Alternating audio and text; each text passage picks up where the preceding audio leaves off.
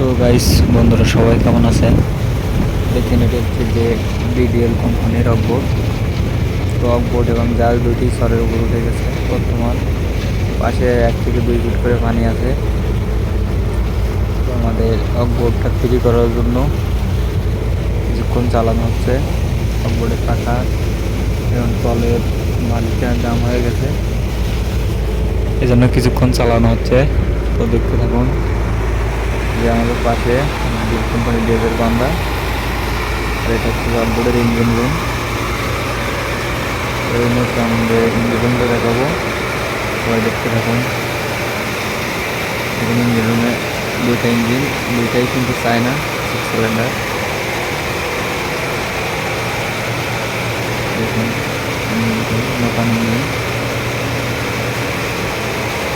তো দুইটা ইঞ্জিনেই কিন্তু প্রায় 1100 করে, একটা 1200 একটা 1100 করে চালানো হচ্ছে। ডান সাইডেরটা দেখাচ্ছে, এটা যে বাঁ সাইডটা এটাও 1100 আর কি চালানো হচ্ছে। দেখুন দুইটা ইঞ্জিনই চলতেছে কিন্তু একসাথে।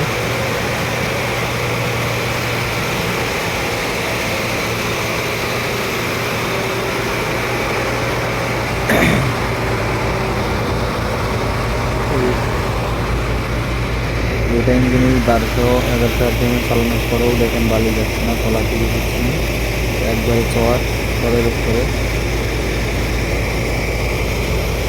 দেখুন দিয়ে বোঝা যাচ্ছে যে চরটা কেমন এগিয়ে ডাউন হয়ে গেছে। যেখানে ডিপ চর দেখা যাচ্ছে ভাই।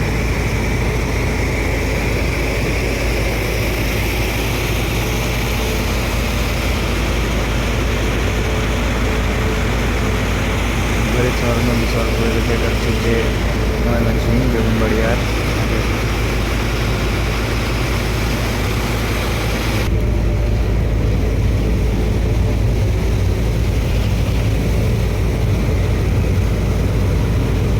এই যে ঢাকনা উঁচু করে দেখা হচ্ছে যে দোকানের গোড়া দিয়ে বালি হচ্ছে কিনা।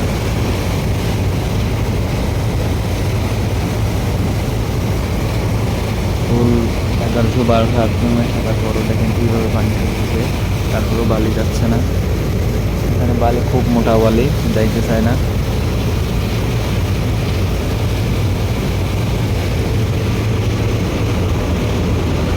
দেখেন দোকানের গোড়া দিয়ে পানি উঠছে।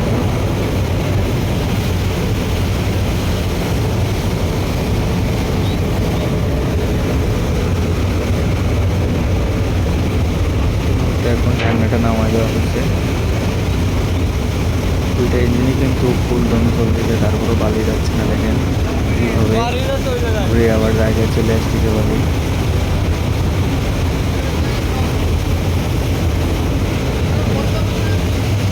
সাইড দিয়ে আবার ঘুরে চলে আসতেছে সাইড দিয়ে।